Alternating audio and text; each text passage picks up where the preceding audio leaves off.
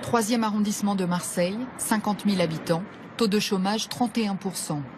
Vanessa vit ici et ce qui l'inquiète, ce n'est pas la pauvreté. Musulmane, croyante et non voilée, elle observe la montée d'un islam radical jusque dans l'école primaire publique où sa fille de 8 ans est scolarisée. À ses amis, elle raconte ce qui la choque. Certains enfants qui suivent le ramadan et incitent d'autres à jeûner. Des petites filles à qui les parents interdisent de jouer avec des garçons dans la cour. Ou encore... C'est un petit qui refuse qu'une maîtresse lui prenne la main, quoi. Et puis en plus, c'était gentiment, hein, c'était comme ça, c'était ça. Et hop, je veux pas qu'une femme me touche.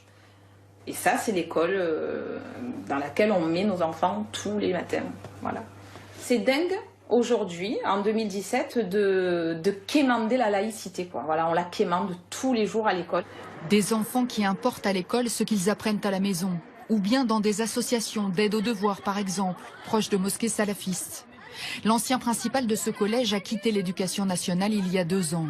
Sa liberté de parole retrouvée, il veut secouer les consciences. Dans son livre, Bernard Ravet raconte ce qu'il a observé pendant 15 ans, notamment ce qui s'est passé dans une classe de 5e. Un élève dit à une prof, de toute façon il faut appliquer la charia. Et pourquoi il dit ça? C'est dans le petit livre. Le petit livre, quel petit livre? Le petit livre qu'on m'a donné à la mosquée.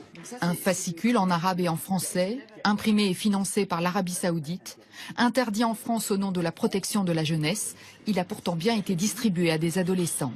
Et là, ce que ça dit, c'est que est un mécréant celui qui croit que la législation établie par les hommes est mieux que la législation de l'islam, la charia. La charia, voilà. Donc cette page 16 et elle fait froid dans le dos. Y sont notamment légitimés l'amputation de la main pour les voleurs ou la lapidation pour une femme adultère.